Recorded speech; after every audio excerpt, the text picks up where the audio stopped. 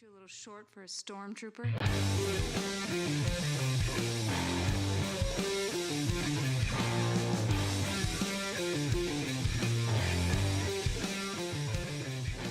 What's up, nerds?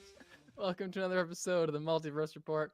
We are recapping the week's nerdy news from the basement of the Alamo to the Baxter Building and everywhere in between. My name is Mike Gibson. With me, as always, is Steve Haller. What's up, Steve? Well, a conversation in a Death Star hallway is what's up right now. If you're watching the stream, you may notice that Mike is laughing relatively uncontrollably and somehow took through the intro.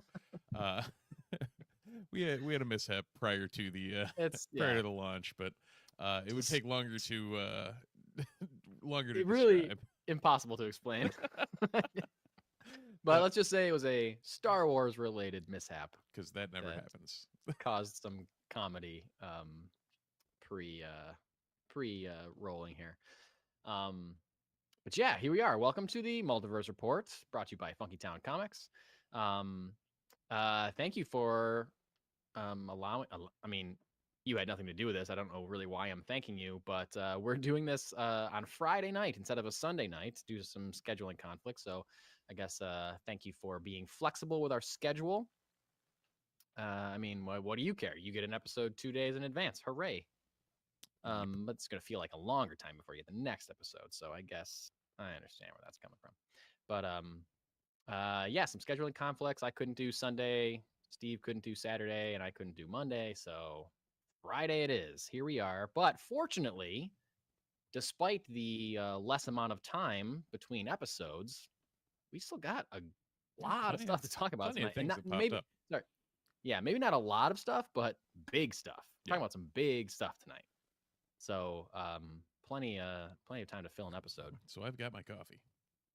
You've got your coffee. Don't worry, it's not caffeinated. Good. Because we recorded at 9:48 at night.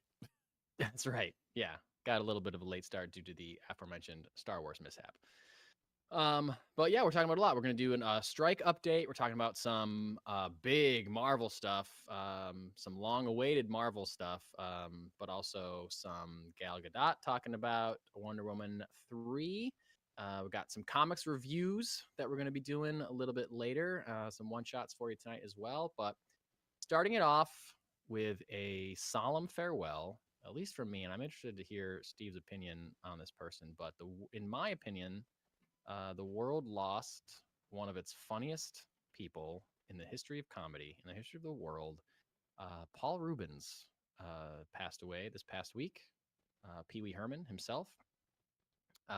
Apparently struggling a 6-year battle with cancer, of which he told almost nobody, apparently, including close friends of his did not know that he was struggling with cancer. He kept it very private, even issuing a statement to be posted on his social media after his death saying, please forgive me for keeping all this private from you for the last 6 years. I've enjoyed the privilege of entertaining you and blah, blah, blah. It's very, just a wonderful kind of sentiment that came out after his death.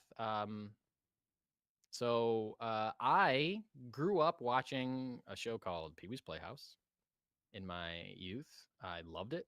I still love it. I have it on Blu-ray. It's the only place you can have it. It's not streaming anywhere, as far as I know, currently. I was on Netflix for a while, but I'm glad that I own it now because I can watch it whenever I want. I can watch it with my son. My son enjoys it.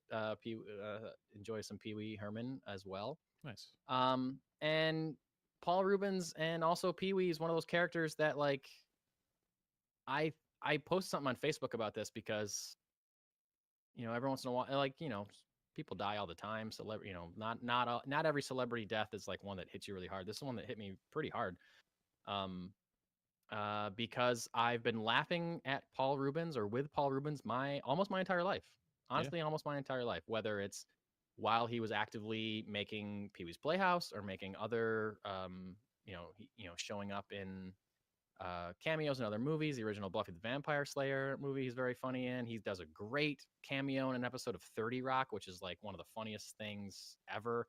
he did a new Pee-wee movie for Netflix a few years ago, which I rewatched the day that he died, and I laugh from the first scene in that movie. I start laughing the first scene in that movie, and I never stop. It's Pee-wee's Big Holiday is so funny, so funny. It's right up there with Pee-wee's Big Adventure for me. Just two of the funniest movies I've ever seen in my entire life. Nice.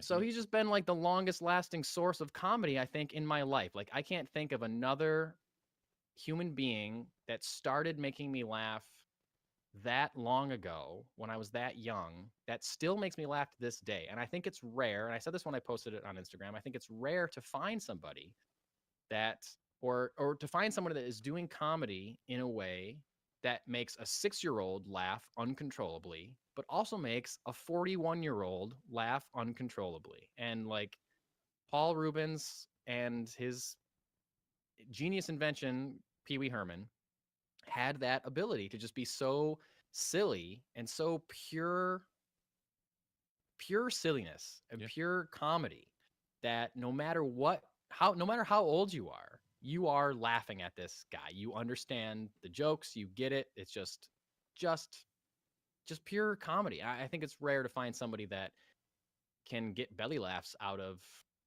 a 6-year-old and a 41-year-old at the same time. So and he did numerous times cross over into the Nerdosphere. He was actually in Batman Returns. Yep. As Penguin's father, right? Something like that. Yes, and he also came back and played a longer role of Penguin's father in Gotham. Oh, did he? Yes, so not obviously different, right? Universe or whatever, but they brought he's him the back. Elder Cobblepot in multiple Batman Return in multiple universes. Nice. Exactly. And also had a role in the his proto superhero film Mystery Men, exactly. the Ben Stiller movie. That was actually a way better movie than it should have been. I've actually never seen that movie. Oh, really? And I remember wanting to see it really bad when it came out, because it was right at that time, right before superhero movies really started being a thing. So it was still in that time when I was like desperate for any kind of comic booky superhero-y adaptations or content. And this was like original story, but I remember being like, Ben Stiller's in it, Pee Wee Herman's in it. Like, I gotta see this movie. And I mean, that cast. If you didn't know the full cast, Hank Azaria, Claire Forlani, Janine Garofalo, Susie Azard, Greg Kinnear, William H. Macy, Kel Mitchell, Paul Reubens, Jeffrey Rush, Ben Stiller, Tom Waits. Like, it's there's some power there, and it's a weirdly it's a better movie than it should be. Yeah, I gotta finally sit down and watch that. But Steve, were you a Pee Wee guy growing up? Are you a Pee Wee Herman person or a Paul I grew Reubens up person? with the Playhouse and the whole nine. Yeah. Weirdly, not to bring it back to our sponsors, but Funky Town had those. I don't know if you saw the figures. Yeah. So we walked in, and my 6-year-old immediately latched onto Cherry. Oh, nice. Yeah, I was like, that's great. Like, and that is amazing. As you said, there's no way to see those. So I was like, yeah, you're never going to see that, buddy, but it was from a really funny show. If you want to borrow the Blu-ray set from me, you can borrow or take a disc at a time if you want. See if your son likes it. Yeah, absolutely, man. Because it's just so funny. And there's the great Christmas special we watch every year. There's a Pee Wee's Playhouse Christmas special that is awesome. We watch that every year. What was I just going to say about, just like him in general, like I'd heard this before he passed, but so many people I saw posting online after he passed, like apparently in real life, he's just like the nicest guy ever. And if you were in his friend group and he knew your birthday, he would like send you just birthday wishes all day long. He would go above and beyond for you on your birthday every year. Like somebody that never forgot a birthday, never forgot like an occasion. I remember I heard story like I think he did another Broadway Pee Wee show in like late 2000 teens somewhere. He like right around the time of Pee Wee's Big Holiday or before Pee Wee's Big Holiday came out. I think he revived his Broadway show, and I can't remember who it was, but someone said that they brought their kids to see the show, and that Paul Reubens knew that the kids were coming backstage, and so he asked the Cherry puppeteers to stay inside Cherry to surprise the kids. When they went to take a picture on Cherry came to life and started talking to them. And it was, just like little things like that, like going above and beyond for his friends, for people in his life. He just seemed like the greatest guy ever, and I am truly sad to not be able to get any more Paul Reubens stuff in my life. So, did you know that Paul Reubens is the voice of RX-24, also known as Rex from Star Tours? I sure did know that. I did not, and that boggled my mind. No, that's amazing, because apparently he has a credit from playing Rex in Rebels. Oh, that's right, because they brought him back in Rebels. Yep. He's also the voice of the ship in Flight of the Navigator. Wow, I have not heard that word in a long time. Huh. Okay. Talk about bringing it back. Okay. I remember when I saw that movie. What a throwback to a classic 80s kids movie, right? Yeah. I remember when I saw that movie when I was a kid. There's one scene where the robot's kind of going crazy and he kind of slips into a bit of a Pee-wee voice. And I was like, what? That's Pee-wee Herman. That's Pee-wee Herman doing that voice. Oh my God. It blew my mind. That's great. And then I realized it because my son and I watched The Rocketeer recently. And on Disney Plus, after the credits started rolling, and then the suggestion was Flight of the Navigator. And I was like, oh yeah, Paul Reubens. I was like, I don't know if that movie's still good. I should watch Flight of the Navigator again and see if it's actually good. Something tells me it's not actually good. Yep. One of his first acting credits, The Blues Brothers. That's right. He's got a cameo in The Blues Brothers. Yep. Yep. And looking at Pee-wee's Playhouse, we're spending way longer talking about Paul Reubens than I did not expect. I expected right away, but he had a fairly publicized scandal attached to him in the early 90s. And then there was some kind of misunderstanding later on in his life with being arrested again. Just kind of, I don't know, certainly scandalous, not necessarily valid. I don't know. I could argue. I'm not gonna get into that. But for people that weren't around, watching Pee-wee's Playhouse today and knowing that it came out in the late 80s or early 90s is pretty astounding. It's a culturally diverse cast. Yep. Where Lawrence Fishburne, he broke. Why did I never? What just broke in my brain that I never put two and two together? Cowboy Curtis, man. That Cowboy Curtis was Lawrence Fishburne. Holy hell. It's amazing that I didn't even have to say the character name, but I said Lawrence Fishburne. You immediately knew that it was Cowboy Curtis. The gears just all fit together right there. How did that? Yeah. Wow. Yeah. Okay. Isn't that great? Just a huge culturally diverse cast from black actors, women actors, Hispanic actors, Jewish actors, chair actors, dog chair actors, globe actors, pterodactyl actors, puppet. But really though, really a super diverse cast in the late 80s, early 90s when every other kid show is just full of white people. And also talking about experiences like that. If you watch the Pee-wee's Christmas special, they do a segment on Hanukkah and talk about Jewish culture and stuff like that. The Christmas specials in the 80s never paid attention to Hanukkah at all. It's just really great. And I don't know, it was that show and that character just kind of, he was a weirdo and I was a weirdo kid. So watching him made me think oh, it's okay to be a weirdo and it's okay to like weird things. It's okay to act weird. It's okay to feel like you don't fit in. And so I'll always be grateful to Pee-wee Herman and Paul Reubens, and always will hold a special place in my heart. And I will always rewatch those movies and laugh my absolute ass off, as I did the other night watching him fall in love with Joe Manganiello. I don't know if you've seen Pee-wee's Big Holiday, but it is worth a watch, my friend. Nice. Worth a watch. Because what I just said is the central part of that movie. Avid D&D aficionado, Joe Manganiello. Joe Manganiello. Yep. Two other notes on Pee-wee's Big Adventure, and then we can end the Pee-wee Herman report.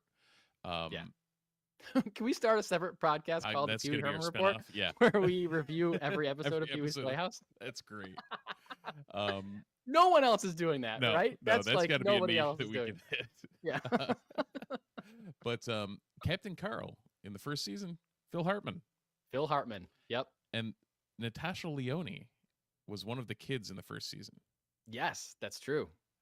Yes. It's amazing what happens when you pull up when you're remembering something from 30 years ago. And also production assistant on season 1 of Pee-wee's Playhouse, Rob Zombie. Oh, okay. Yeah. Yep. Jimmy Smits apparently was Oh, on yeah. it. Yep. Oh, yeah. He's in an episode of Pee-wee's Playhouse. Crazy. Yep. Crazy. Small well, world. So, yeah. You know what else is crazy? What? The actors are still on strike. Actors are still on strike. Writers are still on strike. Things are still happening, or I should say nothing is still happening in Hollywood. Can't say nothing, because not everybody's striking. Publicists, agents, directors, they're not on strike. But nothing's getting filmed because writers aren't writing and actors aren't acting. One actor that's not acting, his name is Stephen Amell. I'm sure we've mentioned him at some point on this podcast because he's a star of the show Arrow. Yeah, and a avid Syracuse football fan. Yes, avid Syracuse football fan. Avid Green Arrow actor. Also avid Scab, possibly, seems to possibly be. Avid future Scab, possibly. Stephen Amell publicly came out this week admitting that he does not support striking. He thinks it's a reductive negotiating tactic. He voted no on the strike, and that's fine. That's your business as an actor. You can vote no that you don't want to strike. But then I feel like once you're striking, I'm not an actor. I'm not in the union, but everything I've read, everything I've seen, everything I've heard seems to be all about solidarity, regardless of how you voted. You voted no, fine, that's your business. But once your union is on strike, you need to support that strike, you need to support the union, and you don't give public statements saying that you think striking is stupid and that it shouldn't be happening. Stephen Amell, I think, kind of shot himself in the foot a little bit. He's probably not making too many friends over it. He's right. Or he's like attempting to attract an audience of, I don't know, non-union supporting. I was going to say he's looking to like look for an audience of all the CEOs of companies. I guess. I don't know. Who else is that anti-union? Maybe he's hoping Zaslav is like, I'm going to remember Stephen Amell when this thing's over and make him Batman in the DC or whatever. God, I hope From not. Green Arrow to Batman. Yeah.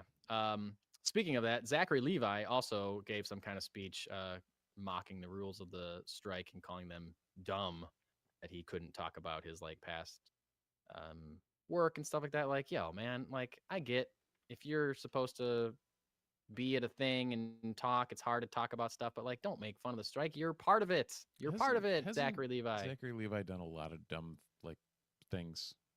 I feel like recently the shine is starting to come off of his star. Is that a metaphor? There's not quite as much Shazam as there could be.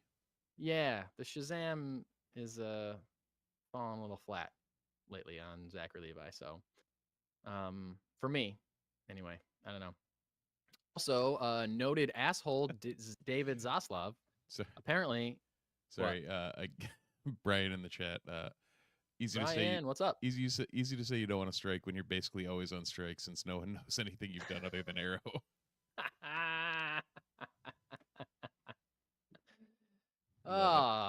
Brian with the total smackdown on Stephen Amell. Accurate. Funny because it's true, Brian.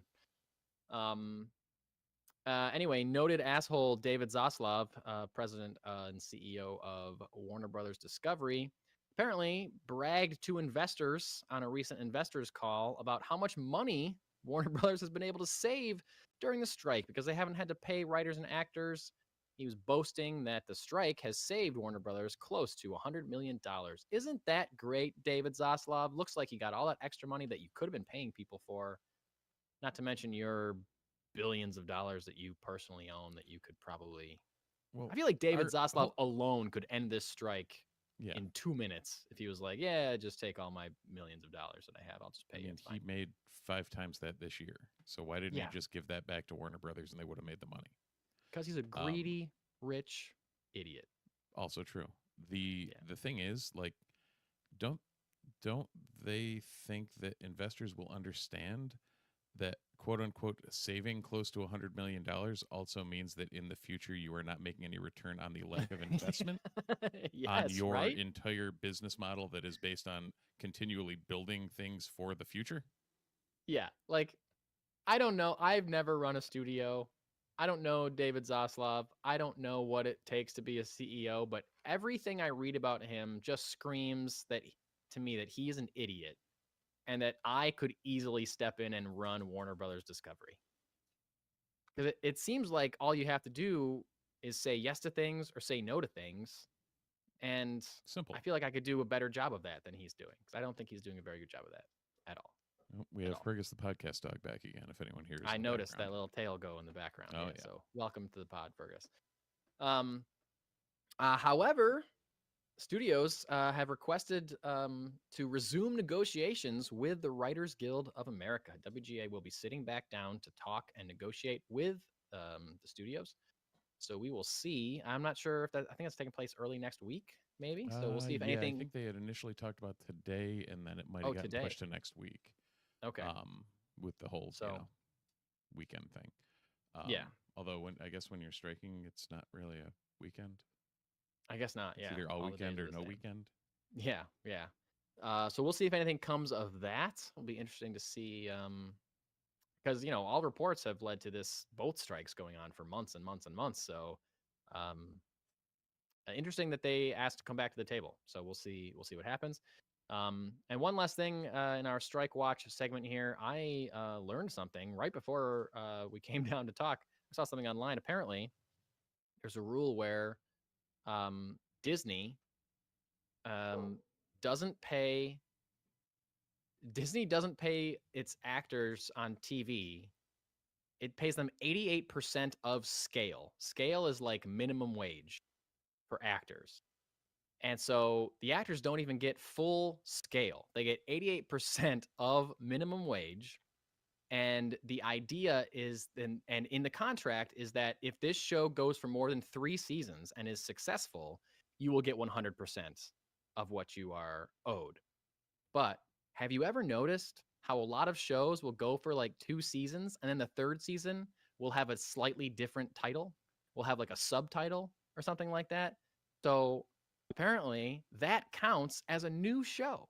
So Disney will do this. They will underpay their actors for up to 2 seasons. And then when it comes time to start paying them the full amount of what they are owed, they will retitle/reboot the show in some way. Unreal. Be like, oh, now it's like whatever, Mike and Steve ran for 2 seasons, but now season 3 is called Mike and Steve: California Adventures. Right. So it's technically a new show. Yeah, and that's even crazier than what like Netflix was doing, where they would just didn't want to pay after the first contract and would just like reboot the show or cancel the show. Yeah. Like this is even more egregious, it seems. It's the same thing, but that's like same concept. Yeah. I saw this and then thought about Netflix shows. Like there's a show called Dino Trucks that my son watched for a while. And there's like 2 seasons of it. It's called Dino Trucks. And the 3rd season is called like Dino Trucks Fully Loaded or something like that. And that's just so they can reboot it and not, have to pay anybody anything. I think that's wild. I think it's stupid. I think it's greedy and dumb. Steve has stepped out to take care of his dog. And I'm not so sure that I want to move on to the next segment without him here because it's a big deal. It's a big piece of news we're talking about tonight. It's some big Marvel news. So in the meantime, I'm going to bring up this. This is a rumor that I heard today. A friend of the pod, Matt Beseda, has mentioned that he has heard it several times. It is a rumor. It's a Star Wars related rumor. And that Star Wars related rumor is that Lucasfilm is considering having Jon Favreau and Dave Filoni turn season 4 of The Mandalorian, changing it from a series into a film, like just reworking the script so it's not broken up into parts and it's an actual film. So I guess the idea of this would be possibly a better segue into the already announced Dave Filoni Mandalorian universe film that they have announced. They announced it at Star Wars Celebration back in April. We know that's happening. We also know that they already wrote a season 4 of The Mandalorian. So it was assumed that we were going to get a full 4th season of The Mandalorian before we get whatever happens in the movie. And then like maybe the show was going to culminate in a movie. All the shows, meaning Mandalorian, Skeleton Crew, Ahsoka, possibly Book of Boba Fett characters, like all these Disney Plus shows that are happening around this time, post Return of the Jedi, pre-Force Awakens time period, we're going to kind of come together in that movie. Now it's possible that we're going to get a straight Mandalorian movie, and then we get that culmination of that series. So I haven't really thought about this too much, but I don't know. I feel like I would. I'm kind of split on it. I guess I don't know if I have an opinion on this.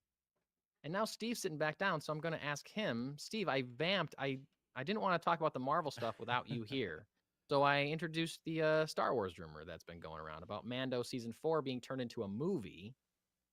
Yeah. So then we would be getting 2 Mandalorian movies, one being what would have been Mandalorian season 4, and then later getting the previously announced at Star Wars Celebration Dave Filoni culmination of Mandalorian and all the other Disney Plus shows movie. Do you have an opinion on this? Would you rather it be something?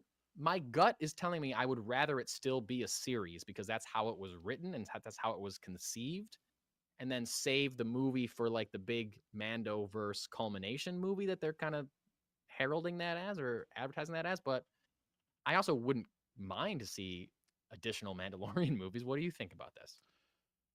I think if they can actually keep the quality up for another season, then do that. And if you can't, then I have no problem trying to tie things up slightly in a movie.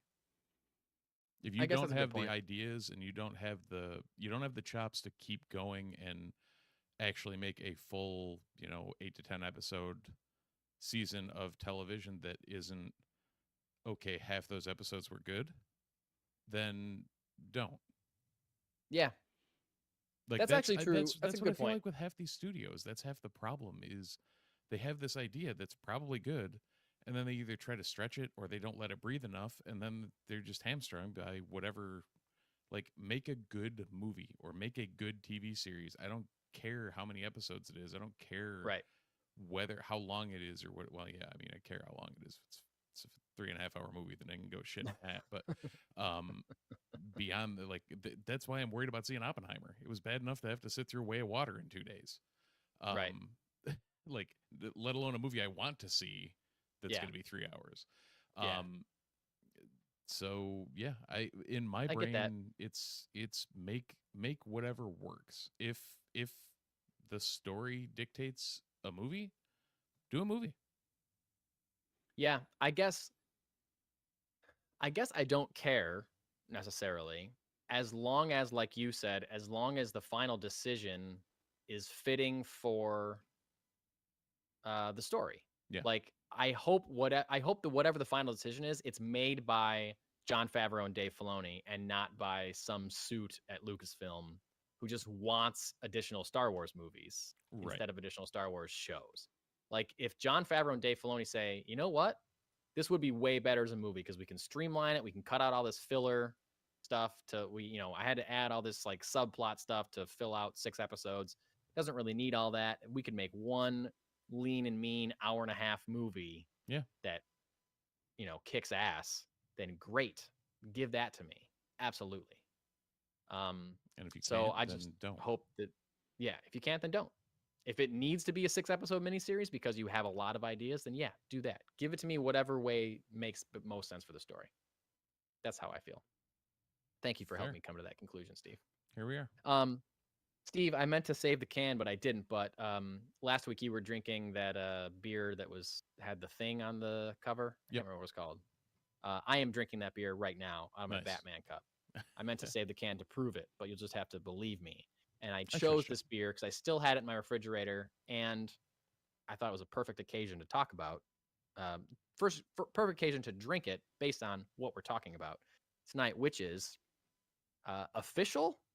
I mean, official, not released by Disney, but all but confirmed. I was going to say, few as official as what we're going to get in the strike, and as far as rumors go, as strong a rumor as we would trust. A strong enough rumor that we are willing to bring it up. For sure. Broken by Mr. Jeff Snyder, a scooper that... Go figure. Yep. Steve and I fans this guy, trust this guy with his scoops. Vanessa Kirby has been, according to Jeff Snyder, Vanessa Kirby has been cast as Sue Storm in the Fantastic Four film. Is broken on his Hot Mic podcast. He said he is 99 to 100% sure that this is certain, that this is happening. He also reiterated what we've talked about in the past, that we've heard in the past, that Sue is more or less the lead of the movie. That is the role. And that they are fine building out the cast around Sue. Apparently, Sue Storm was the most important character to cast for this film. As we talked about in the past, that they apparently rumors that they offered it to Emma Stone. Yep. Couldn't pay her enough. How they gotten Vanessa Kirby. Vanessa Kirby, you may know from the last 2 Mission Impossible films. Or you may know her from The Crown.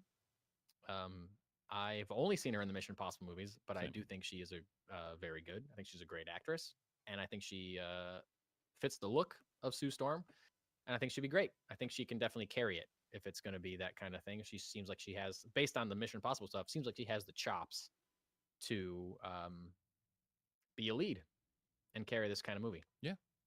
No. So I'm down with that. It seems like a decent casting, especially, with if it's going to be a Sue-centric movie, even better. Like that seems like it's going to be a new twist that I'm more than welcome to be, there for. Yeah, because I think that's a great way and a natural way to make it feel different than the first 2 Fantastic Four attempts. Yeah. Because those were more, I mean, the original, the first 2, Fantastic Four and Fantastic Four Rise of the Silver Surfer, those are pretty good about balancing it between all of the characters, I think. You get kind of storylines. I mean, Jessica Alba was super sexualized, at least in that first one, for sure. She was a little bit too much eye candy and not enough substance, I think, in that way that role was written. Yeah.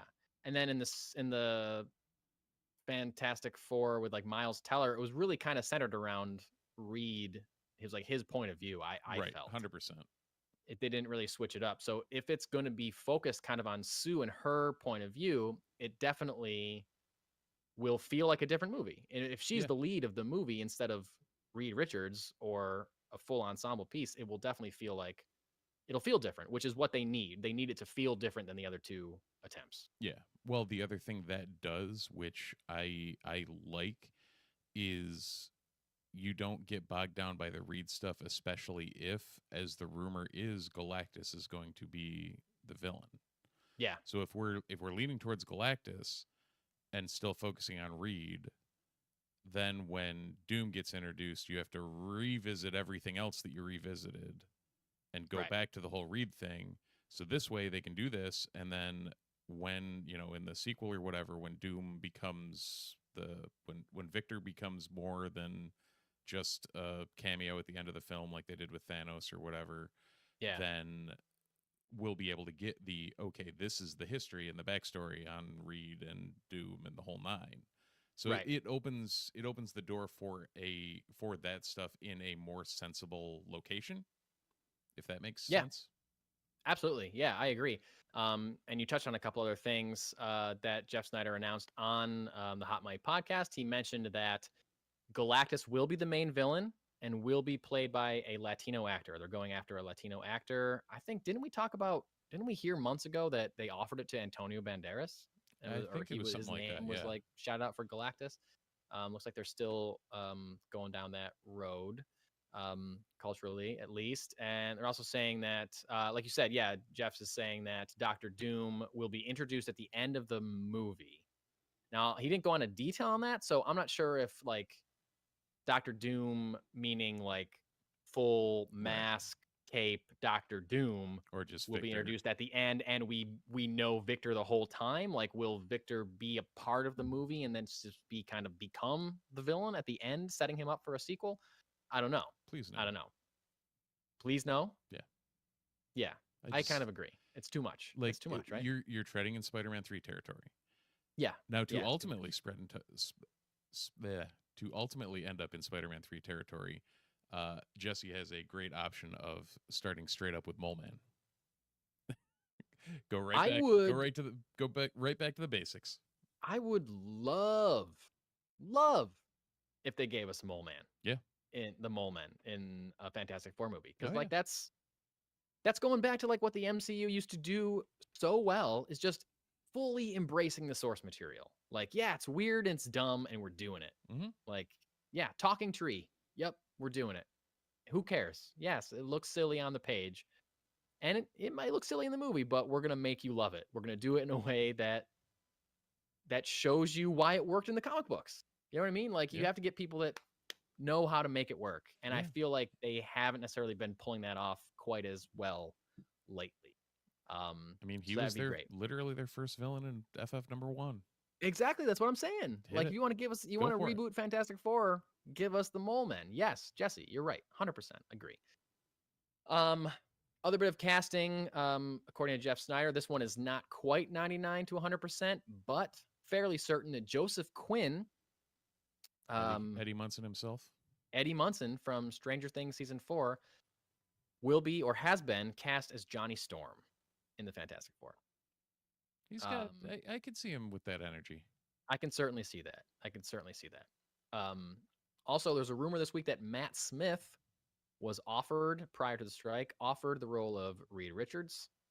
That's not any kind of confirmation whatsoever. Love Matt Smith, it's just but possible. I'm so Matt Smithed out at this point.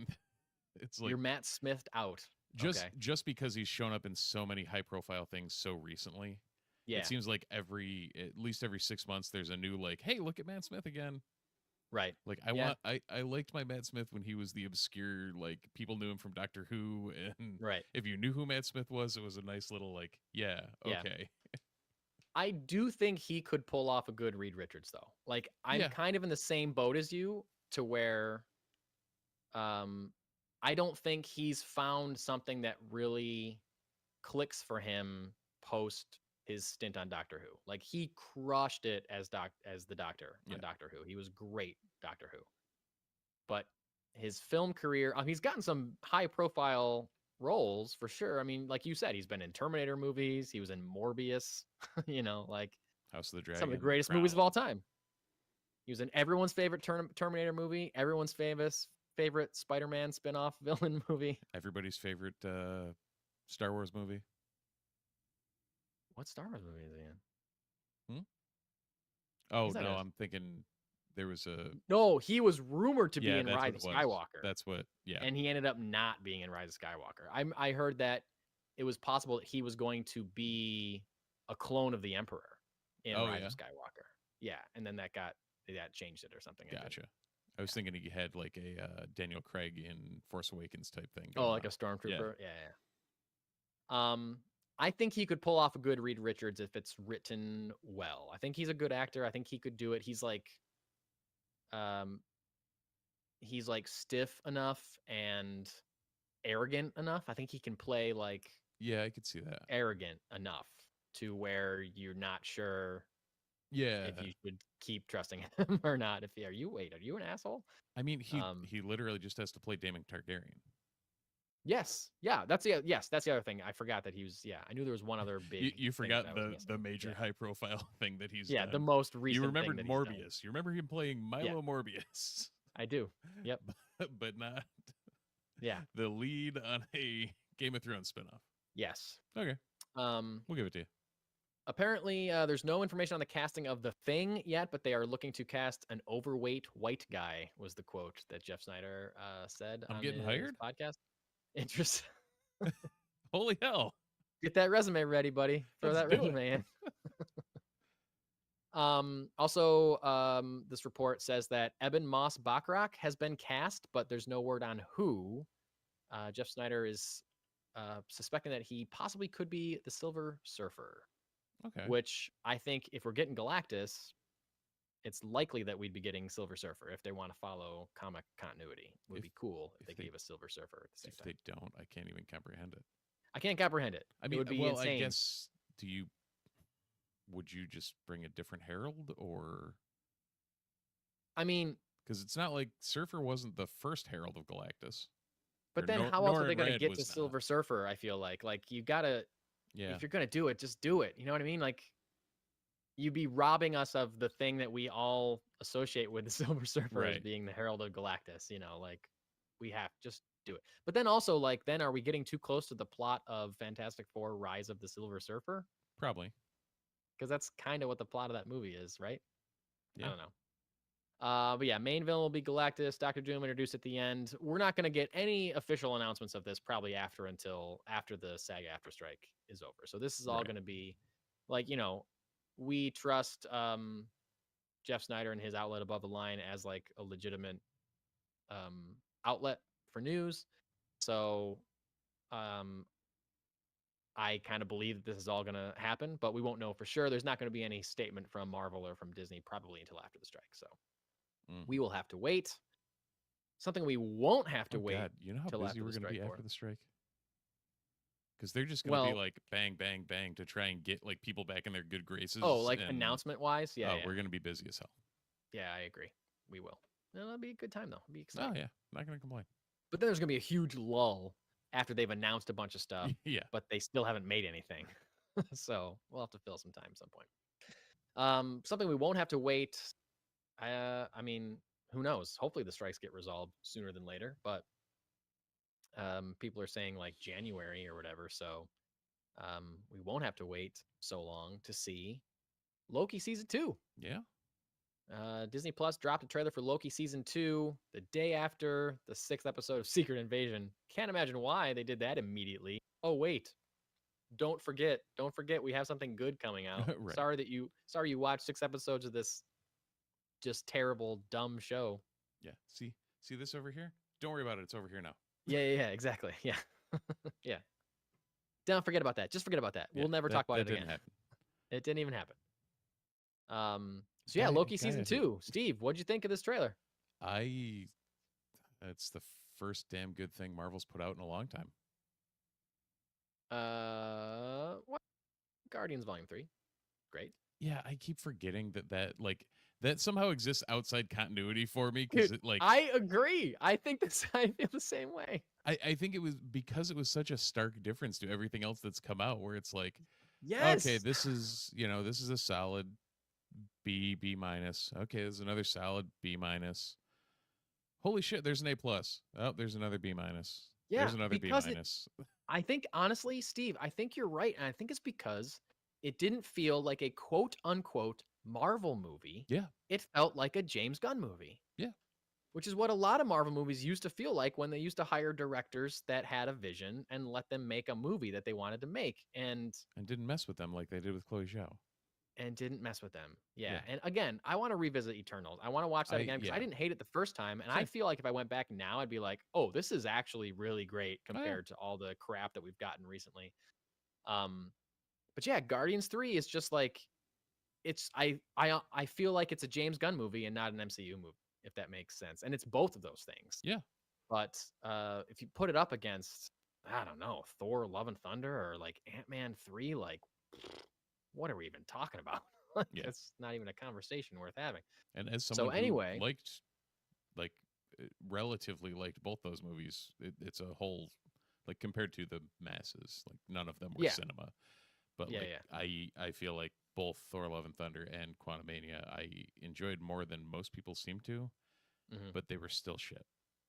Yeah, they don't come close to the level of like Iron Man or Winter Soldier or Infinity War or anything like or any of the 3 Guardians movies. Yes, or any of the Guardians of the Galaxy movies. Yes. Yeah. So anyway, this seems to bring it back to that kind of feel of, okay, we're doing something unique. This doesn't look and feel like every single thing we've seen, which is what the Disney, like, think of Disney TV when it started, or Marvel TV when it started. You had WandaVision, which was its own weird animal, and then you had Loki, which was its own weird animal. And both of them, like, after that, it slowly got into the pattern, like Falcon and the Winter Soldier, and then everything beyond it got into the pattern of, okay, same thing. Here we go. Let's do this again. All right, here we are. And this looks like a shot back to what we saw in season 1, but almost more. I don't even know how to describe it, but there was some other feeling that I got while watching it where it was like not more grounded, but more, okay, there's stakes or there's something. Yeah. So, yeah, I don't know. I really enjoyed it. I agree with you. And I'm not somebody that I didn't love season 1 of Loki. I thought it was good. Right. But a lot of people love it. They say it's like the best Marvel show. Like, I was like, this is fine, but I don't love it. I don't know. Yeah. I thought it was fine, but it didn't knock me out like it did for a lot of other people. But I gotta say, the trailer for season 2, like you just said, looked better than anything I've seen in a long time. Looked better than a lot of the other Marvel shows that have come out since the season 1 of Loki. It just had such like a different style, a different look to it. It's this great mix of what looked like a lot of practical sets, but also a lot of CGI at the same time. Like, it didn't look so clearly green screened. Just like highly stylized and cool stuff. And honestly, like we were talking about a couple weeks ago, I think I feel more connected to it because season 1, then there's a post-credit scene that set up season 2, and now we're getting to season 2 of like, we're seeing, like, they teased that same post-credit scene of Ant-Man Quantumania in the trailer, in this trailer. Yeah. So like, this is like that, like, you and I had a whole rant a few weeks ago about how like the connectivity is just gone. Like, it doesn't feel like anything, we don't know what's important because they don't know what's important, and they're not teasing the right stuff, or they're not teasing anything in these post-credit scenes, or they're teasing something that we'll forget about by the time they get back to it because we haven't seen Shang-Chi in 5 years or whatever, you know, like we had that whole conversation, and this is like, oh, this is a through line. This is telling me that this is important. Like, I saw season 1, I saw the post-credit scene of Ant-Man Quantumania, and now I'm seeing the payoff of that post-credit scene, which tells me that this is a through line I need to pay attention to. Right. So like, they set it up, and it's working the way that it used to work for me in season phase 1 and phase 2. And you know, the other post-credit scenes that actually mean something. The other through line of everything recently that doesn't suck, Ke Kwan. Yeah, man, that scene was excellent. I forgot that he was supposed to be in this show, and when he walked out, I was like, oh yes, I got so excited. His performance in that scene, so funny. Oh, it's great. Him and Owen Wilson, hilarious. Yep. Apparently, Loki is now glitching, like in Spider-Verse. I thought the same thing. Yep. It was like a Spider-Verse thing. And that effect looked cool too. Like, that was clearly CGI, but like, that looked really good. That was good. Like, how do you not make that CGI? But they made it look not horrible. Yeah, it seems like they're spending the money on this show that they need to spend. Right. The money that they didn't spend on shows like Moon Knight and She-Hulk that had some less than great CGI. You know, I like parts of both those. I like She-Hulk quite a bit, and I like parts of Moon Knight quite a bit too. But I don't know. I hope those those shows existed. Jesus. Yeah, I think it's like, this is a tangent, because we kind of talked about how we were part of the reason that we are excited about the Marvels trailer is that it seems like a step forward for the MCU instead of spinning its wheels like it has for a long time, because the Marvels is not only taking Captain Marvel, who's been in the movies, but it's also taking Ms. Marvel and Photon, who have been in the shows, have been in TV shows, and integrating into the film and moving those characters forward instead of somebody like Moon Knight, who where we're going to see that guy again? I don't know. She-Hulk, when are we going to see her again? Like, Hawkeye, when is either Hawkeye going to come back? Like, I don't know. Right. All these, we saw these shows, and they're just out there spinning their wheels, I guess. But like, and they've full blown set up a whole Young Avengers team, and we're never going to see that movie for another 10 years. Yeah, until they're not young anymore. The Young Avengers are no longer young. Then we'll see an old Avengers team. Exactly. But this is another instance of like, okay, show to movie, even though it was a post-credit scene, show to movie, back to show, like this is a through line. This is going to feel like a step forward because they're moving the plot for even if it's just the plot of these characters in this one series, this show, it's still a step forward instead of just like it's going to be some big action thing, but then by the end, it's all going to be back to how it was before the story started because we can't upset the continuity of the movie that's coming out. Like, which is what Secret Invasion was. Yeah. I felt like. Yep. Nick Fury is going to come back down to Earth and have this whole, uninteresting adventure or whatever. But then by the end, he's going to go back up into space because he's got to be up in space when the Marvels comes out in the fall. So therefore, none of this matters, and it might as well have never happened. Anyway, this series looks good. And as much as I was meh on season 1 of Loki, honestly, this trailer made me want to watch it again. So I think it's doing a good job as a trailer. It's working. For sure. Both the guys in the chat are with you on WandaVision being the best thing that the MCU's put out. TV wise? Yeah. WandaVision's up there for me. And I mean, still, for my money, you can't beat Werewolf by Night. Werewolf by Night is the best. Yeah, MCU Disney Plus thing. I am 100% with you there. Yeah, that was series wise gold. When I've very rarely had as much enjoyment watching an hour of television, which is weird for someone that isn't like crazy into like horror or the old classic like Universal monsters and that sort of thing. Yeah, and it was just really well done. I mean, it's probably the only phase 4 or phase 5 thing I've watched more than once. Yeah. So that alone. And I will watch it again. I'm going to watch it this Halloween. I'm definitely going to watch it this Halloween again. And Man-Thing didn't look like shit. Yes. It looked so good. Yeah. It was weird. I think I said this when we were talking about it, but like it was jarring because everything was so practical. Yeah. That when a CGI creature showed up, it was like, oh, I can definitely tell that's not actually in that room because everything is clearly on a soundstage except this one thing. Mm-hmm. But yeah, no, I thought it was great. I loved it. Loved it. You know what else I love? What? Gal Gadot as Wonder Woman. You do? I do. Not sick of her yet? No. Like a lot of people? I love Gal Gadot as Wonder Woman also. A lot of people did. That's why one of the reasons that first movie, both movies had a lot of people watching them. One movie had really great reviews. The other movie had meh to bleh reviews. That being Wonder Woman 1984. But Gal Gadot gave an interview, and apparently this story blew up this past week, when in reality, I heard today that this interview happened like back in June or something. So this is like a 2-month-old quote that somehow just exploded within the past week. Oh yeah. And and I'm not sure why it took this long to blow up. Weird. Very weird, because it's not like back in June we wouldn't have cared about this. But Gal Gadot giving an interview, someone asked her about Wonder Woman 3. And she said that, she loves playing Wonder Woman, blessing, blah, blah, blah, blah, blah, blah. And she said, from what I've heard from James and from Peter, meaning James Gunn and Peter Safran, is that we're going to develop a Wonder Woman 3 together. End of quote. So this was a surprise to hear because all information for me pointed towards her not returning in the new James Gunn, Peter Safran DCU. Yeah. And I still think that. Yeah. I still think she's not coming back. Okay.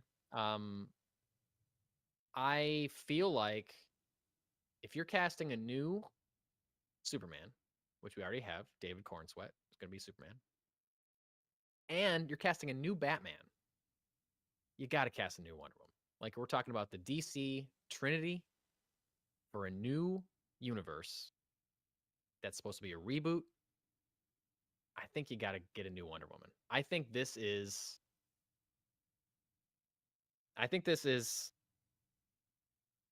I think this is Warner Brothers or James Gunn or whoever. I think this is letting Gal Gadot save a little bit of face for the time being until they recast Wonder Woman. I could see that. And I think it's important to note, even in her quote, she said that we're going to develop a Wonder Woman 3 together. She doesn't say, I'm going to star in Wonder Woman 3 under the leadership of Gunn and Safran. So maybe she's just going to be like a producer on it. I don't know. Like that might be, I'm probably reading into it too much for that. Right. But the biggest thing that I see as a reason to not really believe this or not take it at face value or take it with a grain of salt, however you want to say, is that James Gunn hasn't confirmed it. Right. And how many times has James Gunn said, don't believe anything unless it's from my mouth or from Peter's mouth? Like don't believe any rumor until then. We're at least 2 or 3 days post resurfacing of this, which would have been within the time frame that he would confirm it. Like yes, usually he's pretty quick on if something comes out. Like exactly, and he hasn't retweeted anything. He hasn't responded to anything. He hasn't when. I mean, that could just be because Twitter's shitting itself and down half the time. But he's also very active on things like Blue Sky and Threads also, so he would have the opportunity to confirm it. And like when Hollywood Reporter broke David Cornsweet and Rachel Brosnahan as Clark and Lois, he immediately retweeted and said, "Yep, this is true." Yeah. And nothing like that from this. So I don't think this is true. And then today, when I was listening to the Hot Mic podcast with John Roca and Jeff Snyder said a similar thing. He referred to this as a nonsense story and said that they are, quote unquote, yeah-ing her. They're saying, yeah, sure, yes, yeah. For now, until we recast. So I think if you're tasked with rebooting the DC universe, you got to reboot at least the main characters. Like, again, he has said that Peacemaker's sticking around. I'm fine with that. Yeah. Viola Davis is perfect casting as Amanda Waller. She's sticking around. Great. I hope that Margot Robbie sticks around as Harley Quinn. But like, if you are, like I already said, it's like DC's Trinity is a big deal. Superman, Wonder Woman, Batman. If you're getting 2 new ones and sticking around the old third one, like that's just confusing. It's confusing for audiences, I think. Yeah. Wonder Woman needs to be a tentpole of your universe, and so she's gotta, if you're gonna reboot the other 2, you gotta reboot. So I do not think for a second that she's gonna come back as Wonder Woman again. Yeah, calls in the chat for everything except Suicide Squad to get reconfigured. So I'm sure. I mean, spoilers for the Suicide Squad. A lot of characters didn't make it out of that movie, so it's okay to like Nathan Fillion's going to be Guy Gardner all of a sudden when he was the detachable kid. But like, yeah, do you have to recast Starro? Yeah. I'm sorry. I keep looking over here to look at my Suicide Squad poster to make sure I'm knowing all of the characters. But yeah, I would love Margot Robbie to continue as Harley Quinn. We are pretty certain that John Cena is going to continue as Peacemaker, which is just insane that the character of Peacemaker that we're even talking about. It's even in this discussion. The character of Peacemaker at all. Fucking wild. Yeah. Sorry. Absolutely insane. I mean, King Shark, incredible, and Ratcatcher and Bloodsport. So I guess that's a good handful of the main characters from that movie I would like to see stick around. I would love Idris Elba to come back as Bloodsport. Put him in Superman Legacy. There's a line in Suicide Squad. He's in jail because he tried to kill Superman. You got a good Superman villain right there. Give him Idris Elba a cameo in Superman Legacy. Come on. That'd be cool. Anyway, I don't think Gal Gadot's sticking around as Wonder Woman. So sorry for those Gal Gadot fans out there. And sorry to Gal Gadot yourself, because I'm sure you're going to be crushed when James Gunn gives you that call. Or maybe you've already had that conversation and you're just, again, trying to save some face. I'm trying to think, like, the Peacemaker discussion. Yeah. How it's completely wild. Like, I guess the MCU's been around long enough that we're into that tier of characters. Yeah, we've been into that tier since Guardians of the Galaxy came. Well, yeah, But another James Gunn decision. Right. Seems to be a recurring theme. Yeah. But it's like even like Moon Knight is probably close to that, and we got a series. So right. Okay. Yeah. Yeah.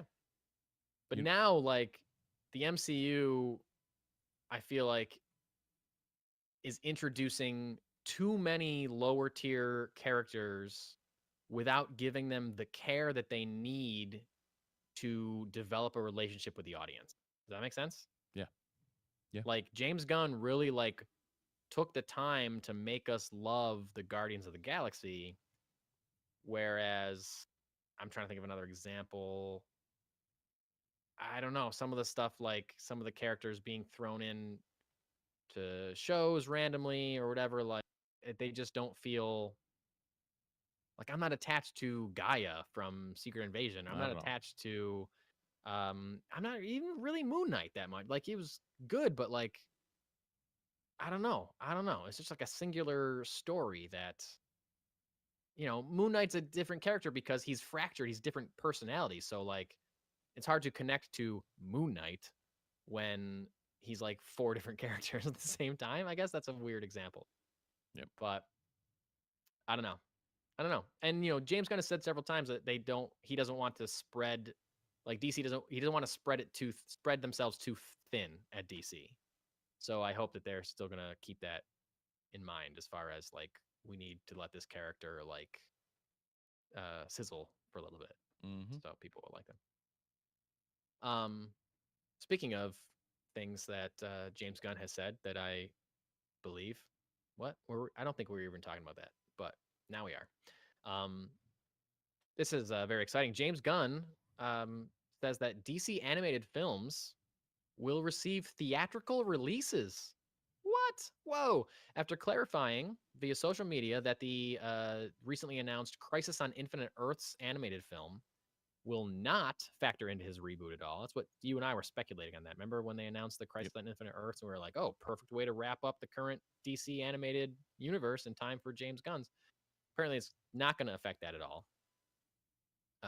But then after that, a fan asked if future DC animated films would ever receive theatrical releases, and James Gunn responded, yes. No further clarification or anything, but holy shit, man. Like, this could be what you and I were talking about. Like, why aren't they making more films that are accessible for younger audiences? Yeah. And honestly, I mean, there's a lot of DC animated stuff that is not for younger audiences at all. Very true. But, you slip a PG or PG-13 animated movie in there, Superman movie, Batman movie, people are going to go see that in the theater if it's good. So I think this is awesome that it's possible that we're going to, he just said yes. He didn't, I can't imagine that, like, in the past, DC has really cranked these out. They have put out a lot of animated content. So if everything is going to be wrapped in the same continuity, they may not be able to like pump them out as much as they used to. But still, I can't imagine that every DC animated film is going to get a theatrical release. But the fact that some of them will, or there's possible that some of them will, I think is awesome. Yeah. Awesome. Super cool. Absolutely. All right, Star Wars rumor. We already talked about that. Before we get into some comics reviews, I have a quick story. I was going through a bag of old stuff. My mom asked me to come over and look at some old stuff that she was going to throw away that I had left at the house, to see if there was anything that I wanted. And I was looking through it, and there were some like old notebooks that I kept or whatever that had like, song lyrics or whatever in them. Old books and things like that. I, during the mid 2000s, spent some time in New York City, or outside of New York City in New Jersey, working in New York City, various terrible jobs. And when I was in New York City, I would go to Midtown Comics because I'm not an idiot. Where else am I going to go? And this was a time when I wasn't necessarily loving my life in general. And I was kind of rediscovering comic books as a way to, make me feel better about where I was, an outlet, if you will. So I can't say that I was like super into comics, or I wasn't so like where I am now, where I I know the names of writers and I know I know the industry, more. But I was like, oh, these X-Men books are pretty good. I might start picking this up. Or, I was the guy that went to Midtown Comics and stood and read 5 issues and then walked out without buying anything, but no one noticed because it was busy or whatever. So anyway, apparently, at some point in the early fall of 2005, I was at Midtown Comics and I was given a ticket to meet Jim Lee at a signing, and I didn't go. Jesus. Because I still have the ticket. Makes sense. Ticket. So apparently Jim Lee was going to do a signing at Midtown Comics, and I don't remember getting this. I don't remember asking for it or having it handed to me. I can only assume that in 2005, I did not know who Jim Lee was, or I did not know him by name. Right. It's like at 2005, I had read a bunch of his X-Men books. I don't know, when did Hush come out? I don't know if I'd read Batman Hush yet. I don't think I had. So that's when I started knowing Jim Lee's name, is when I read Hush. So I don't think that I had read Hush by now. But apparently someone at Midtown was 2002. Hush was 2002? Oh, maybe I'm wrong then. Maybe I'm an idiot. I mean, I'm definitely an idiot because I didn't go see Jim Lee. But I'm just trying to make myself feel better about not. So, like I said, I don't remember asking for this. I don't remember being given to me.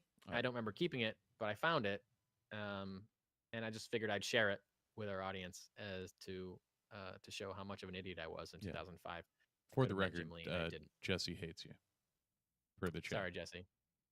Yeah, I'm dumb. You deserve to hate me. I deserve to be hated for this one thing, but that's it. That's it. I deserve to be loved for everything else except the one thing that I just mentioned about not knowing Jim Lee in 2005. So, that's my story. Well, there we go. Have you ever gotten the chance to meet Jim Lee and said no? I have not. No, I have not. Have you ever gotten the chance to meet Jim Lee and said yes? No. I feel like the equivalent would be like, I guess for me, if like I had the chance to meet Claremont and just missed it, or like similar concept. Like, no, that sucks, man. It sucks, man. I mean, in hindsight, you had no idea. Like, until you found that, you had no idea this even happened. Yeah, I was living in like just sheer, like, I was a whole ignorance is bliss kind of mentality I was going through my life with, apparently. And now, like, I don't know, it was so long ago that I'm not really mad at myself, and I'm like, oh, God damn it, I could have met Jim Lee. That would have been cool. Like, what was I doing on October 14th in 2005 or 2005 that I couldn't go to meet Jim Lee? I don't know. Anyway, that's my story. Something, I'm sure. That's my story. Steve, you want to do some comic reviews? Sure. Would you like to go first, or would you like me to go first? I'll go first if you'd like. Okay, what do you got this week? These are advanced copies of books that we got from our friends at Funky Town Comics, and they will be in the store this coming Wednesday. New Comic Book Day, Wednesday, Funky Town Comics. Steve, what do you got for the people? So mine is already in the store, actually. Copy of the 2023 The Incredible Hulk run. This one is written by, had it written down, don't know where I put it, but a new reboot on the Hulk this year. I know they had redone one in 2021 after the whole Amadeus Cho thing, and now this is another reboot with Philip Kennedy Johnson, who you might know from some Superman stuff and various other things. Nick Klein on the pencils and cover art. I enjoyed it. It was a new take on the Hulk in that you're looking at Hulk post Immortal Hulk, which I don't know if you knew the concept of what was going on with that. Yeah, I have volume 1 of Immortal Hulk. It's great. Okay. Yeah, that was a phenomenal run. Yeah. But was the green, what was the thing that they could, anybody that was gamma infused could Oh yeah, I don't remember. The green, I keep wanting to say Green Street, and I know that's not it, but whatever the thing that caused them to be able to be immortal, that is apparently drawing, I guess, more classic style monsters toward the Hulk. And so there's a lot of horror elements to the book. And this is just issue 1. I think 2 is out and 3 is coming soon. 2 might have dropped last week, but it was definitely a look at the Hulk you haven't seen, where Banner is very much not in control anymore. Oh, cool. So that's my kind of Hulk, man. Yeah, we've had a lot of Banner in control lately.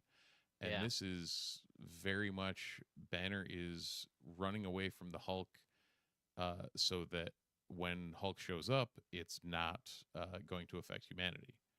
So we're back in that mode again. Plus, we have monsters coming after Hulk, which alluded to something to do with the gamma radiation thing, and with that being done now, that there's some other plot thread that'll come in later. Dude, that sounds awesome. Green Door, yes, thank you, Brian. Green Door. So the first thing you see is, I mean, literally the first panels are quite horror hulky. Oh man, yeah. And we're right into like these monsters that are coming after Hulk. And the first thing they mention is stuff about the Green Door and that they're free because of that being closed. And yeah, it's that is awesome. It's enough that I probably will go back and grab some more. That makes me want to get it for sure. What's the creative team? Philip Kennedy Johnson, Nick Klein, and colors by Matt Wilson. So pretty good. Wow, cool, man. That's awesome. Yeah, I might have to check that out. I'm someone that I feel like I do really like the Hulk as a character, but I like the classic can't control the monster Hulk. Like, I don't like Smart Hulk as much. It's just not as interesting. It's interesting when you lose it's like a Jekyll and Hyde thing, when you lose control, or werewolf, whatever, like classic Universal monster thing almost. Right. You lose control. You don't know what happened. You're responsible. That's like the coolest thing. I mean, get that's that the whole impetus for the Hulk. And yes, like Smart Hulk was it was a cool one-off when they did it. Sure. But like even in the MCU, like that's the standard now. You're just like, okay, come on. It's not the Hulk. Yeah. I get that, like, it might be hard to continue to tell stories for 60 years of someone who's not in control of their superhero side, you know? Yeah. But still, like, I don't know, maybe don't try to tell superhero stories. Maybe try to tell Hulk stories, like right to the character and not try to fit the character into the rest of the Marvel universe. So, you know, like make it an outlier. Movie. Yeah, make a good comic, make a good movie. Exactly. Don't worry about fitting it into the puzzle. Yeah, right for the character. And figure it out.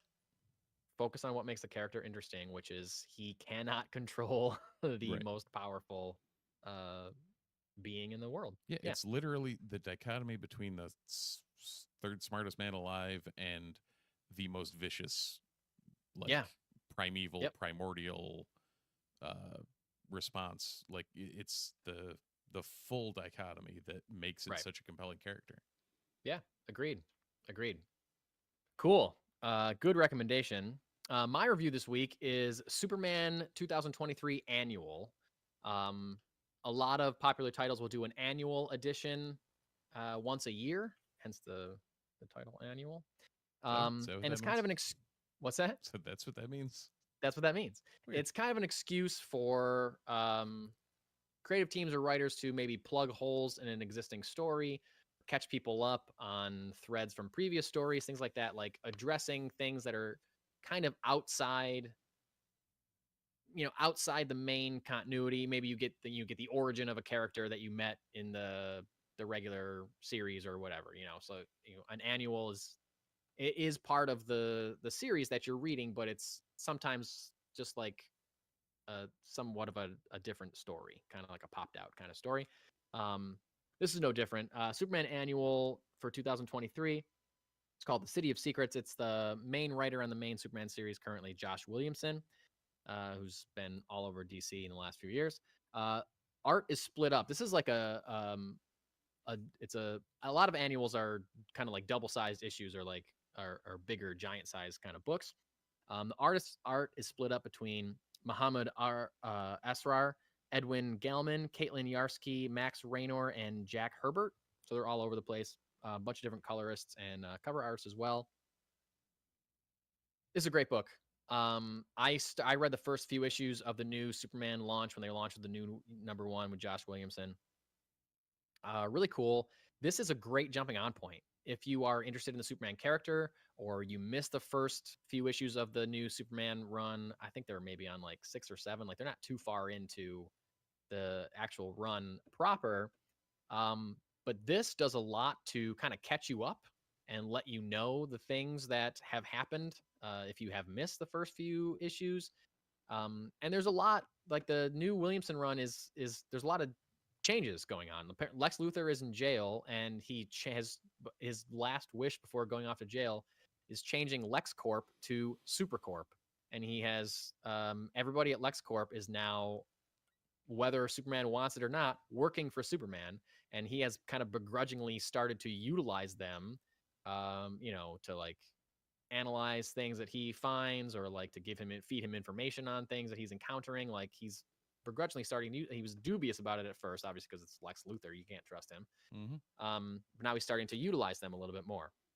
But the cooler thing about this issue that I really liked is that for the vast majority of it, it is focused on the side characters of Superman's life. And although it does have some really great, this splash page specifically of Superman battling Toyman in Metropolis, pretty dope double page splash.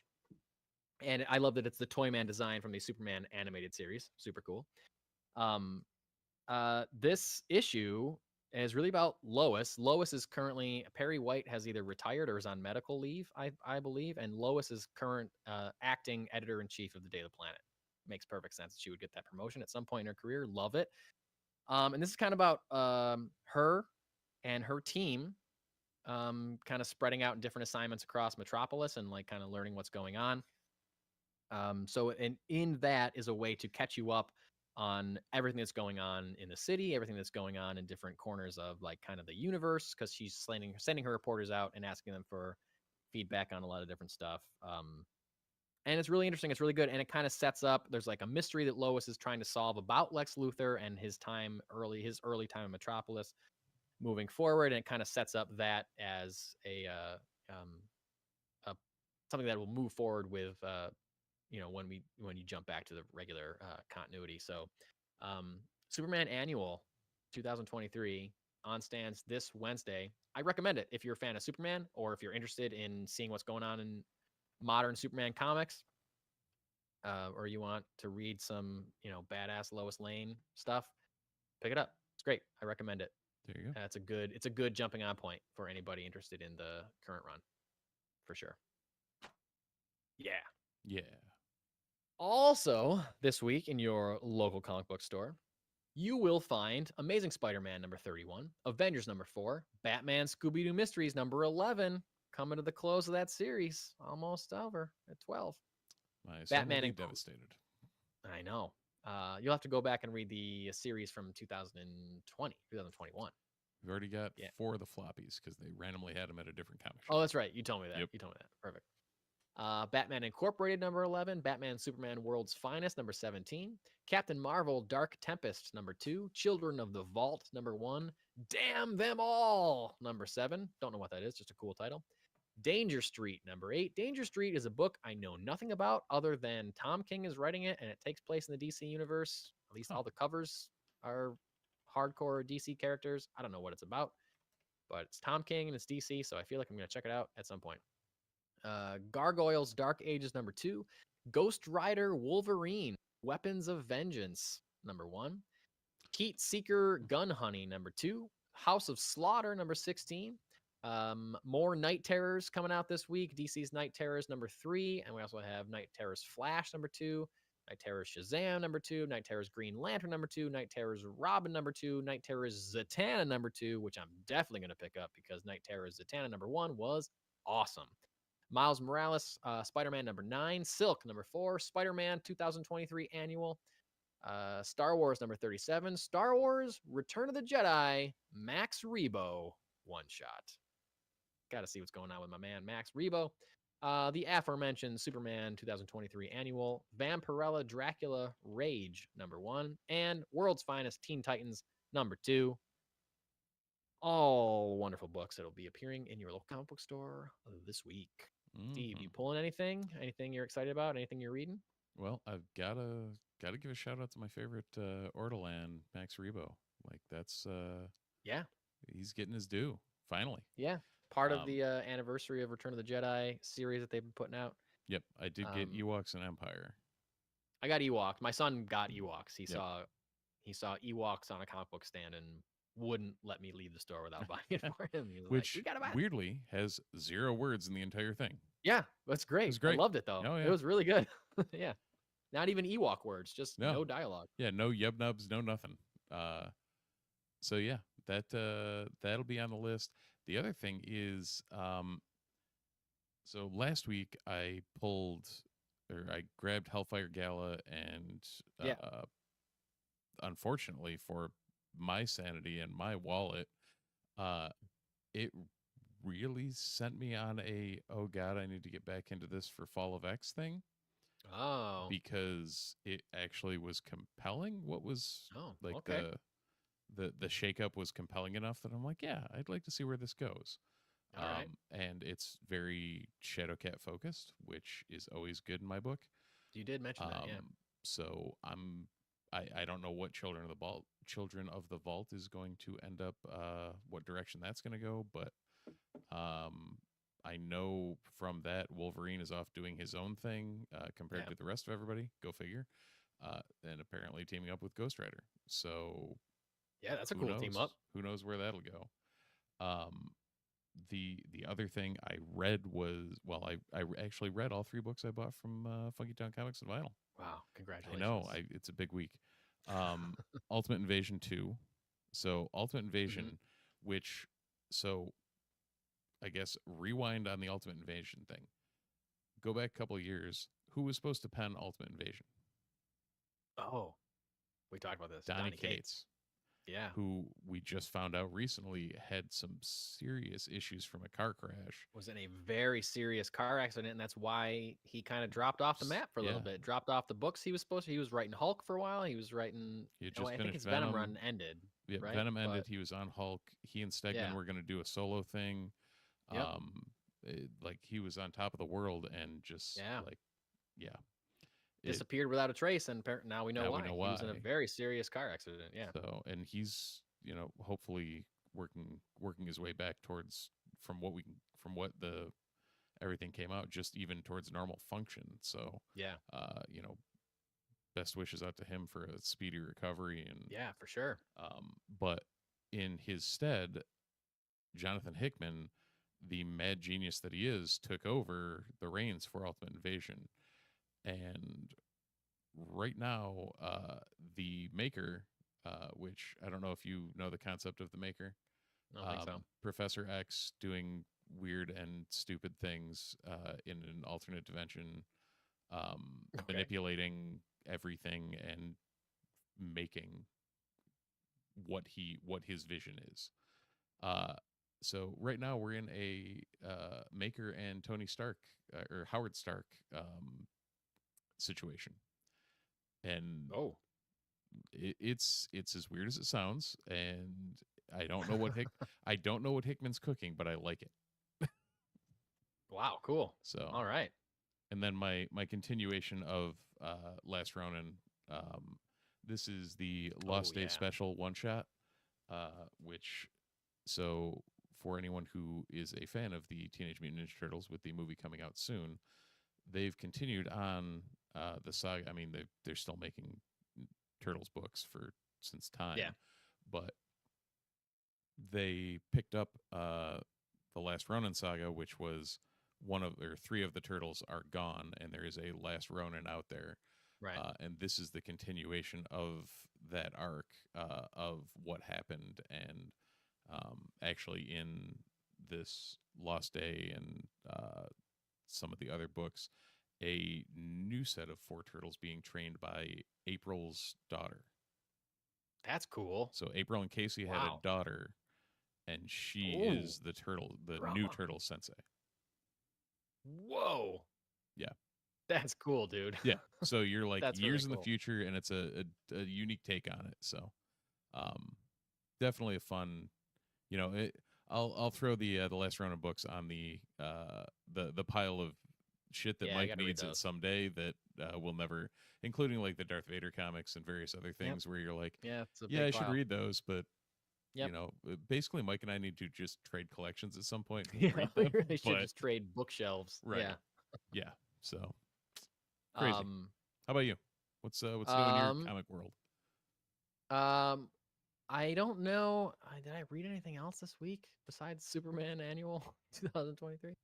I don't know that I did. Oh, I read the Zatanna Night Terrors book, which I loved so much. I'm actually gonna, I think, film like a short Instagram video about it, because the second one, I'm so excited for the second one. It was like, I don't know, it was just awesome. It just was really cool, and like utilized her powers in a cool way. That was just like, bam, off to the races, like nonstop, no filler. I just loved it. So I read that. I'm gonna read number 2 for sure when it comes out this week. Well, film it as a regular video, and we can put it up as a short on YouTube too. Oh, okay. There we go. We'll do.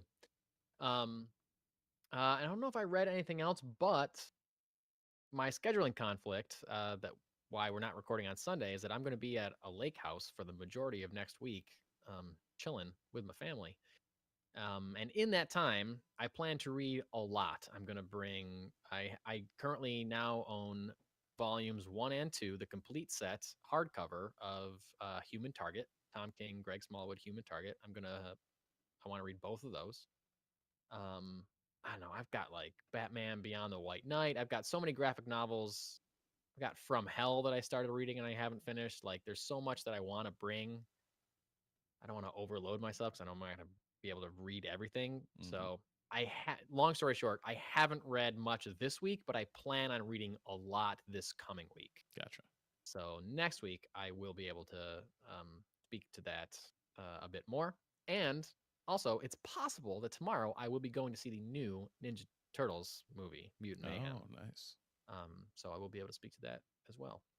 I'm very disappointed in my situation on that. I'm very happy that I'm going to see it with my son. I'm not as happy that we have to wait until the 15th because he wants to see it with his good buddy. Oh, yeah, that's a bummer. So I don't know. My son knows, because he like watches like YouTube stuff, and they keep telling him that it's coming out tomorrow. Right. Like, he sees trailers for it and stuff, so he like knows that it's coming out tomorrow, or coming out today. So I don't know that we have time to see it tomorrow, and if we don't, he'll be crushed because he really wants to see it. So we'll see. Hopefully I get to see it tomorrow. Nice. Or I can sneak away from the lake house for a night with him and we can go see it. Yeah, I've heard good Speaking things, of which, before we do one shots real quick, I'll tell you, because you mentioned it early in the podcast, I saw Oppenheimer this week. I thought it was awesome. I loved it. I've heard absolute magnum opus, wonderful movie. Yeah. It's definitely 3 hours long. Yeah, for sure. But it's a movie that is mostly people talking to each other in rooms. Mm-hmm. And you can, like, I went to the bathroom at one point. I just left. I came back. I still knew exactly what was happening. Right. Like, it was like, it's fine. It's a long movie, but you're not missing an action set, or yeah, as long as you don't go during the testing of the atom bomb, you're good to go. Yeah. And you'll know when that's happening. You'll know when that's coming up, because you start to feel very anxious, or I did. Yeah, it's really good. Everyone, like, there's no way it's not going to be nominated for Best Picture. Everybody in it is going to be nominated for Oscars for Best Actors and Actresses. Like, it was just everyone in it was so good. Everyone in it was great. How crazy is it that Barbenheimer lived up to the hype? That both Barbie really and Oppenheimer were killer. First time in history that 2 movies were released on the same day and both made over $80 million. That's never happened before. That both movies made over that amount of money. Yeah. And Barbie Barbie's going to make $1 billion.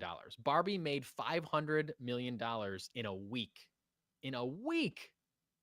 And it's still like, it's going to be in theaters for a long time. That movie's going to make $1 billion. And that's insane. Fucking David Zaslav at the top of this episode talking about, oh, we saved $100 million by not paying people. Those people that you're not paying made you $1 billion movie. So shut up and pay them some money, you dumb idiot. But as dumb as it sounds, we're going to go back to one of our prior conversations.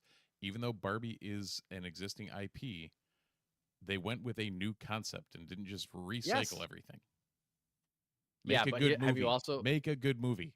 Make a good movie. But have you also heard that apparently the lesson that the studios are taking from this movie is that, people want other movies based on toys, so we're going to greenlight a Polly Pocket movie written by, what's-her-face from Girls, I don't remember, Tina Dunham.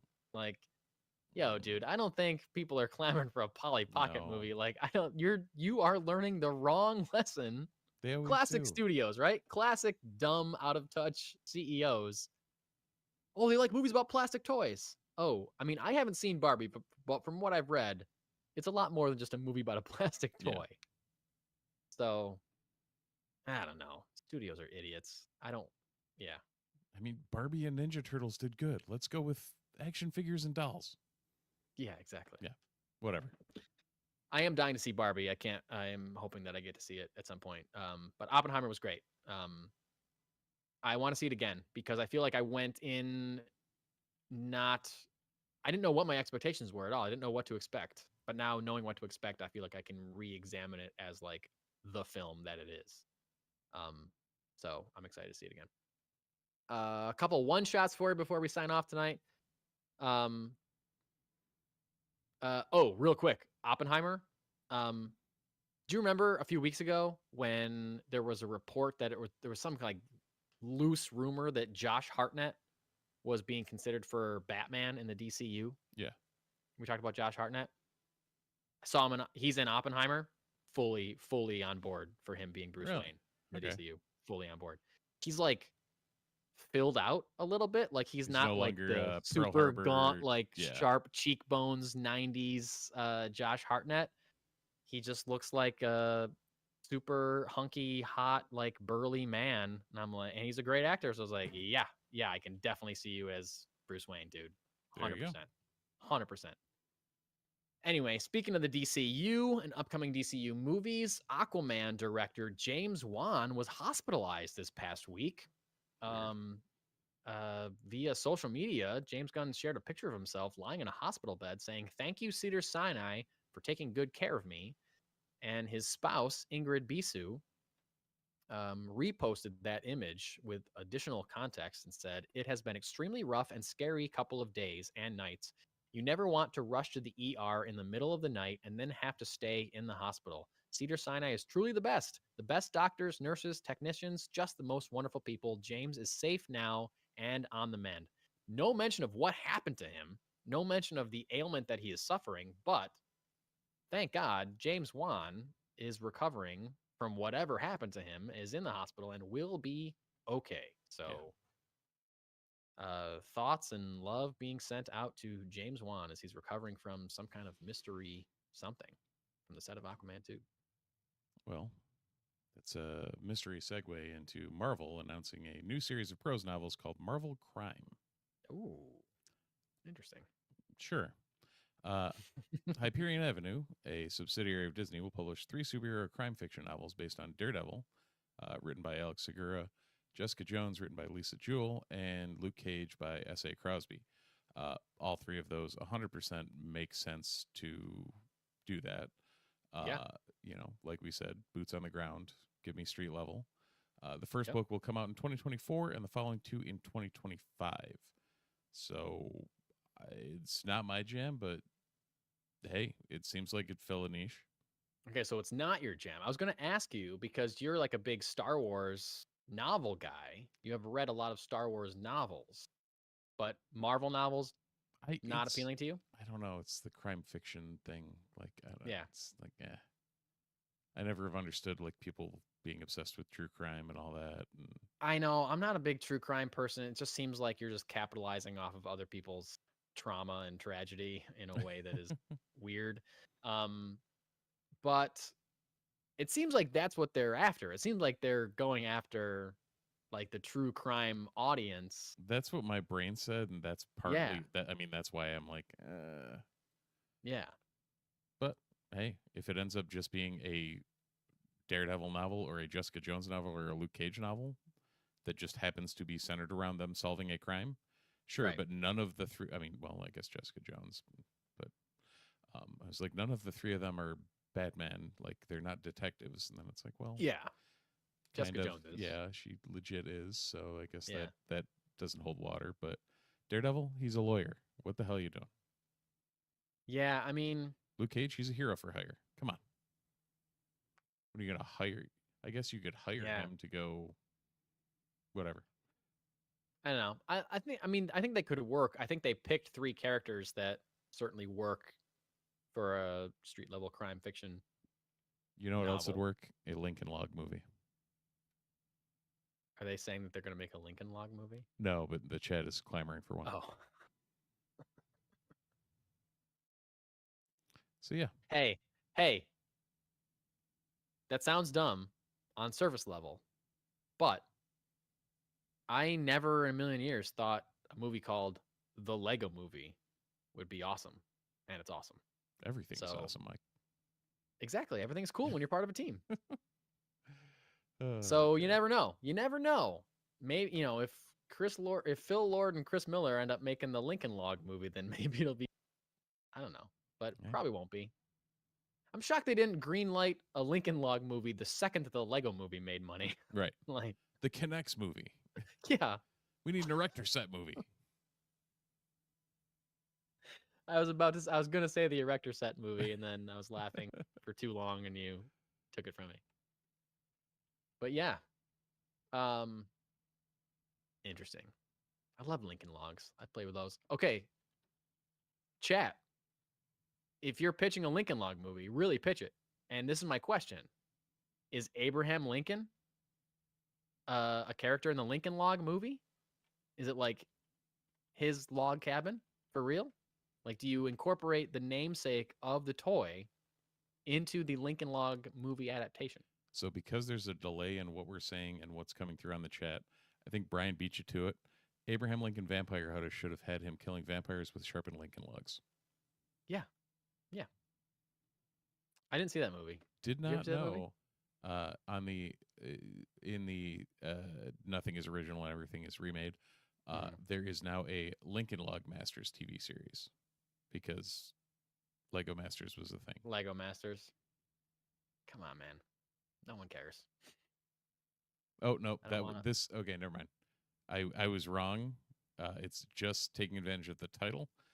This is actual breaking down epic log homes and structures. Oh, okay. There you go. So this one actually makes sense, but yeah, I saw the title. I'm like, there's no way. Like, come on, guys, do something. I know, for real. All right, our last one shot of the night, and this is just really a pat on the back to ourselves for being silly and somehow pre-cognizant of real world events. A couple weeks ago, when we talked about the Dark Droids, Star Wars Dark Droids comic event, and how owned by Steve Haller, issue 1 of which owned by Steve Haller. We were talking about how this was like a possession. There's some kind of weird entity that's possessing droids and possibly cyborgs, meaning anybody that has robot parts, which technically includes Darth Vader, includes Fennec Shand, and then technically includes Mr. Luke Skywalker. This was a clip that we even bumped out and we talked about. We put it on our social medias because we thought it was so funny. We thought we were so clever that Steve came up with a great idea like, oh, Luke Skywalker has a robot hand. If that robot hand gets possessed, it would be kind of like Evil Dead. And that's a Star Wars Evil Dead crossover that we didn't know we needed, that we both laughed at and loved and thought was so funny and silly. Guess what? We were kind of right. An interview with StarWars.com, writer of the Star Wars Dark Droids event, Charles Soule, said the following: Dark Droids draws inspiration from horror masterpieces like Frankenstein, The Thing, and the Evil Dead series, among many more. So you called it, Steve. I'm saying us, but I will give full credit to you. You were the one that came up with the Luke Skywalker Evil Dead possessed hand. And then we spiraled into Mark Hamill teaming up with Bruce Campbell as Luke Skywalker and Ash in a movie, and that I would pay $1 million to see that. Oh, 100%. I would pay so much money to see that movie, knowing that it would be terrible, but I just dying to see it. Yeah. Just dying to. That is the Army of Darkness sequel that we did not know we needed. Yep. Charles Soule went on to say, I often put reference images into my scripts. Usually they're things like, here's a specific model of Stormtrooper I'd like to use, or this is what Burryaga's lightsaber hilt looks like. For Dark Droids, though, this reference images were key shots from horror films designed to evoke moods or moments. I'm a big fan of horror across mediums, and getting a chance to import that into Star Wars has been a fantastic opportunity. Well, Charles Soule, why don't you reach out to Mr. Sam Raimi and get something going? Get something going. That's all I'm saying. No. And Charles Soule, longtime writer of Star Wars comics with Obi-Wan and Anakin, the Vader series. Yep. He penned the main line for a good bit, and has been absolutely instrumental in the High Republic. Yeah. So he knows his way around a Star Wars, and apparently also knows his way around a horror movie. Awesome. Well, we did it, Mike. We called it, Steve. Good job. Congratulations all around. And we made it through a whole episode in an hour and 40 minutes. Hour and 40? God damn. We got to tighten this shit up. This is too long. It's too long. Pull your shit together, people. Yeah, really. So, yeah, here we are.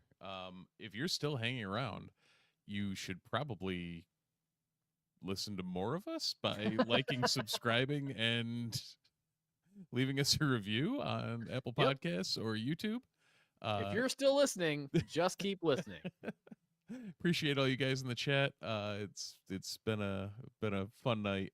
For sure. Thank you for hanging out. Love it. And yeah, let's check us out on socials. I know Mike's been real active on Instagram, the Multiverse Report.